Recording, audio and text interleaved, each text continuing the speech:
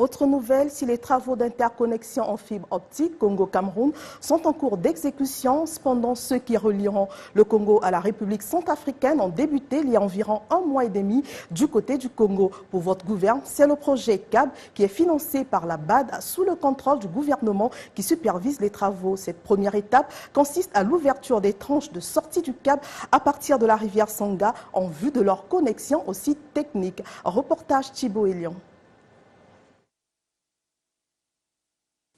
Situé sur la rive gauche de la Songa, à 45 km de la ville de Ouesso, la localité de Pokola a été choisie par les experts en télécommunications après les études environnementales de construire les tranchées permettant le passage sous-fluvial des câbles du réseau d'interconnexion en fibre optique de l'axe fluvial reliant le Congo à la Centrafrique. Nous avons commencé pour faire la sortie, la rentrée des câbles de la rive au site de Pokola. C'est la place que nous sommes en train de travailler. On va commencer à faire les sites techniques, mais nous sommes en train de faire la génie civile.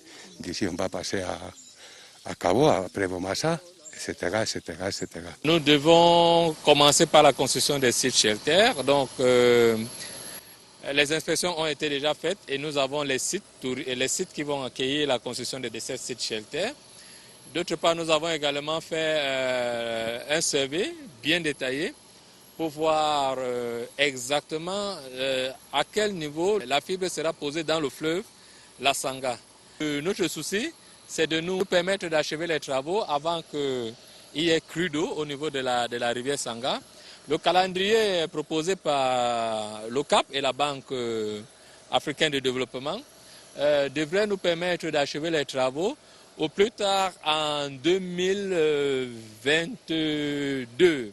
Ce projet de la fibre optique va interconnecter les deux pays à partir de la ville de Ouesso en passant par les localités de Sabo, Bomassa en République du Congo et les localités de Njombo, Boyanga et Salo en République centrafricaine.